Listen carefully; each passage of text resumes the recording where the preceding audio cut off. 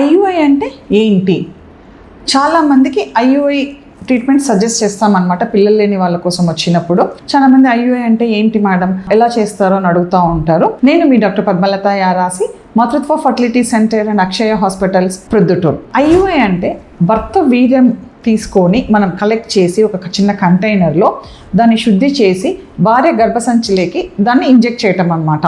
అది ఏ రకంగా చేస్తామని అంటే ఈ రకంగా, ఇప్పుడు ఇది వచ్చేసేసి యుట్రస్ మోడల్. ఇది దీంట్లో మనం వీర్యం కలెక్ట్ చేసిన తర్వాత హస్బెండ్ నుంచి తీసుకున్న తర్వాత దాన్ని ప్రాసెస్ చేసిన వీర్యాన్ని చిన్న కెథెటర్ ద్వారా దీని గుండా లోపలికి పంపిస్తాం. ఇది వచ్చేసి గర్భసంచి ముఖద్వారం అని అంటాం అనమాట దీన్ని. ఈ గర్భసంచి ముఖద్వారం గుండా చిన్న కెథెటర్ లోనికి పంపించి ఇంజెక్ట్ చేస్తాం. ఇంజెక్ట్ చేసినప్పుడు ఇక్కడ వీర్యకణం అనేది ఇక్కడ లోపల గర్భసంచి లోపల విడుదలవుతుంది అనమాట. ఈ ఏరియాలో విడుదలవుతుంది.